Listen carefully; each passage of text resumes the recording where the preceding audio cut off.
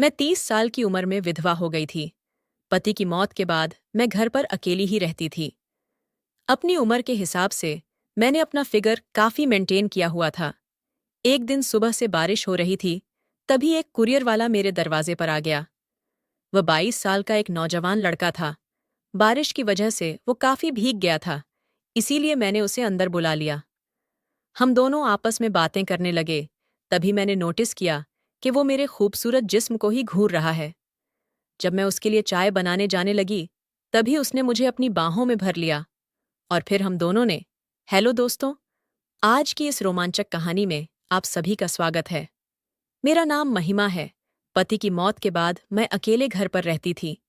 मैं 30 साल की उम्र में ही विधवा हो गई थी। 30 साल की विधवा होते हुए भी मैंने अपने बदन को काफी मेंटेन किया हुआ था। एक दिन सुबह उठकर मैं रसोई घर में चाय बना ही रही थी कि तभी हल्की हल्की सी बारिश होने लगी। मैंने चाय के साथ गरम गरम पकोड़े भी तल दिए। इसके बाद तौलिया और नहाने के बाद पहनने वाले अंदरूनी कपड़े बाथरूम में रख दिए। चाय बनाने के बाद मैंने खिड़की बंद कर दी और टीवी की आवाज तेज कर दी। मैं डांस करने लगी और मस्ती में खुद को दीवार पर लगे बड़े आईने में देखने लगी। मैंने काले रंग की एक नाइटी पहनी हुई थी, जिसमें मैं बहुत ही सुंदर लग रही थी। मैं मस्ती में डांस कर ही रही थी कि तभी दरवाजे की बेल बजी।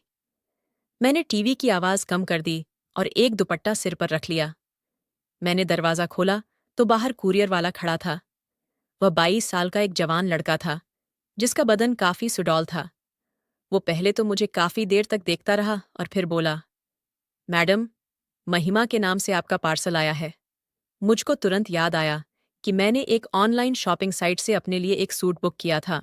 मैं बोली, हाँ, मेरा ही नाम ही महिमा है। लड़के ने मेरा कुरियर मुझे थमा दिया और साइन करने के लिए मुझे पेन दिया। पेन देते समय उसके हाथ मेरी उंगलियों को छू गए थे। मैंने एक नज़र उसकी ओर देखा और दस्तखत कर दिए। मैंने उसे 1500 रुपये दिए तो लड़के ने 200 रुपये वापस कर दिए और बोला, 200 का डिस्काउंट चल रहा है। मैंने उस लड़के को बड़े ही ध्यान से देखा, जिसने आज के बेईमानी के जमाने में भी ईमानदारी से सच कहा और 200 रुपये वापस कर दिए। थोड़ी देर बाद वह लड़का बोला, मैडम, थोड़ा पानी मिलेगा? मैंने पूरा दरवाजा खोला और बोली, तुम तो काफी भीग गए हो, अंदर आ जाओ। वो अंदर आ गया। मैंने अपना सूट अलमारी में रखा और रसोई घर में पानी लेने चली गई। अब मैंने अपनी छाती से दुपट्टे को अलग कर दिया था। कुछ देर बाद मैंने लड़के को पानी दिया। पानी देते समय जैसे ही मैं थोड़ा झुकी, लड़के की नज़र मेरे उभार पर जा टकराई और उसकी आंखें बड़ी बड़ी हो गईं। पानी पीते पीते वह लड़का नज़र बचाकर मेरे उभारों को देख रहा था कि अचानक उसने छींक दिया। मैं बोली, तुम्हें तो सर्दी लग गई है, अभी बारिश भी तेज है। अगर तुम चाहो तो थोड़ी देर यहाँ रुक सकते हो। तुम्हारे कपड़े भी काफी भीग गए हैं, चाहो तो बाथरूम में जाकर फ्रेश हो सकते हो। वह लड़का बाथरूम में चला गया। उसने दरवाजा बंद करके लाइट जलाई। वहां मेरा नहाने का तौलिया और अंदरूनी कपड़े पहले से ही रखे हुए थे। लड़के ने अपनी कमीज निकालकर उस तौलिए को पहले चूमा और फिर उसी से अपने बदन को पोंछा। उसने मेरे अंदरूनी कपड़ों को अपने हाथ में लिया ही था कि तभी बाथरूम के दरवाजे पर दस्तक हुई। उसने मेरे कपड़ों को वहीं पर रख दिया और थोड़ा सा दरवाजा खोलकर बाहर देखने लगा और बोला, क्या हो गया मैडम? मैंने उसको काले रंग का कुर्ता दिया और बोली, यह लो, इसे पहन लेना। लड़के ने वह कुर्ता पहन लिया और अपनी कमीज सूखने के लिए डाल दी। लड़के ने बाथरूम में बहुत समय लगाया। मुझे समझ नहीं आ रहा था कि इतनी देर से वो कर क्या रहा है। काफी देर बाद वो नहा के निकला और बेडरूम में जाकर टीवी देखने लगा। मैं रसोई घर से चाय और पकोड़े ले आई और उससे पूछने लगी, तुम्हारा नाम क्या है? वो लड़का बोला, मैडम, मेरा नाम आर्यन है। मैं 1 साल से कुरियर डिलीवरी का काम कर रहा हूँ, पर पहली बार आप जितनी नेक औरत मिली है, जिसने मेरे साथ इतना अच्छा व्यवहार किया है। फिर वो बोला, आप यहाँ अकेली रहती हैं या आपके साथ कोई और भी रहता है? मैंने कहा, मैं अकेली ही रहती हूँ। कुछ सालों पहले मेरे पति की मौत हो गई थी। इस दुनिया में मेरा उनके अलावा और कोई नहीं था, तब से मैं यहाँ अकेली ही रहती हूँ। वो बोला, सुनकर बहुत बुरा लगा, पर आपके पति की मौत कैसे हुई थी? मैंने कहा, एक कार दुर्घटना में उन्होंने अपनी जान गंवा दी। और इतना कहते कहते मैं रोने लग गई। आर्यन ने मेरा दुख बांटने की कोशिश की और अपने बारे में बताया कि उसने ग्रेजुएशन तक पढ़ाई की है और वो इस शहर में पिछले 1 साल से रह रहा है। वो यहाँ एक अच्छी नौकरी की तलाश में आया था, पर जब उसे कोई नौकरी नहीं मिली तो उसने एक कुरियर कंपनी में नौकरी शुरू कर दी। वो बहुत ही मासूमियत से मुझे अपनी जिंदगी के बारे में बता रहा था और मुझे भी अपना दुख बांटने का मौका मिला था। आज इतने दिनों बाद मुझे किसी से बात करके बहुत अच्छा लग रहा था। आर्यन एक बहुत ही सुलझा हुआ इंसान था। हम दोनों को बात करते करते कब 1 घंटा हो गया, हमें कुछ पता ही नहीं चला। मैं अपनी शादी का एल्बम उठा लाई और आर्यन को अपनी शादी की तस्वीरें दिखाने लगी। आर्यन बोला, सच कहूं तो तब आप किसी खूबसूरत अप्सरा से कम नहीं थीं। मैंने मुस्कुराते हुए कहा, और अब? क्या अब मैं अप्सरा नहीं लगती? बस इतना बोलकर मैं मुस्कुराते हुए खाली प्लेट और कप लेकर रसोई घर में चली गई। मैंने आर्यन से कहा, तुम यही बैठो, तब तक मैं नहा के आती हूँ। मैं नहाने की तैयारी कर रही थी और मैं ये भी नोटिस कर रही थी कि आर्यन सिर्फ और सिर्फ मेरी खूबसूरती ही निहार रहा है। मैं नहाने के लिए जा रही थी कि तभी वापस बेडरूम में आ गई। मुझे देखकर आर्यन हैरान रह गया। मैंने पूछा, तो बताओ कैसी लगी मेरी शादी की एल्बम? आर्यन बोला, बहुत खूबसूरत।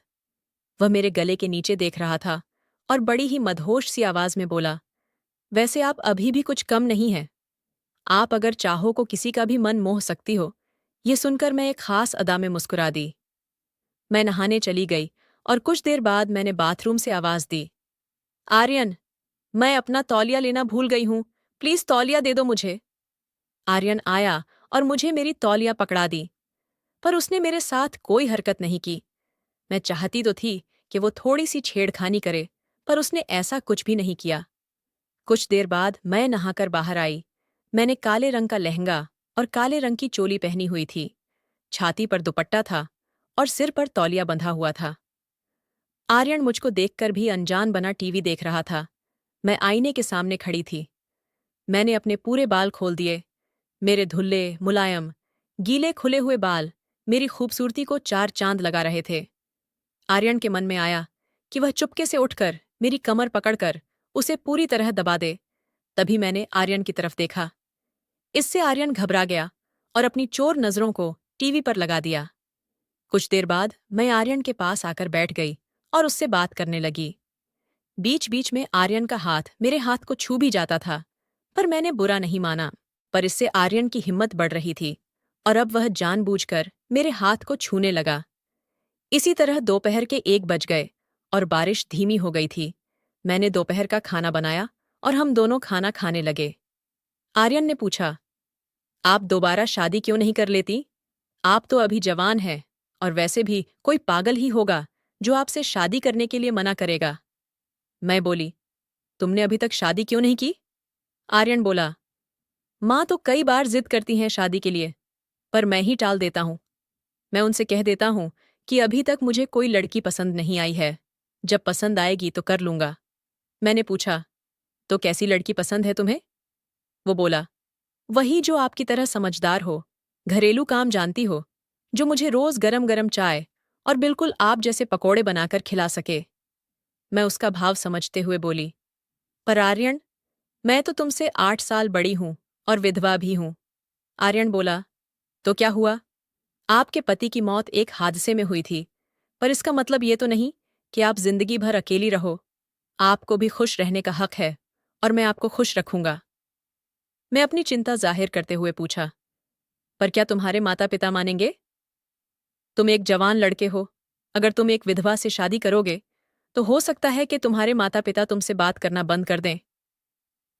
आर्यन मुझे समझाते हुए बोला, अरे शादी मुझे करनी है या मेरे मम्मी पापा को।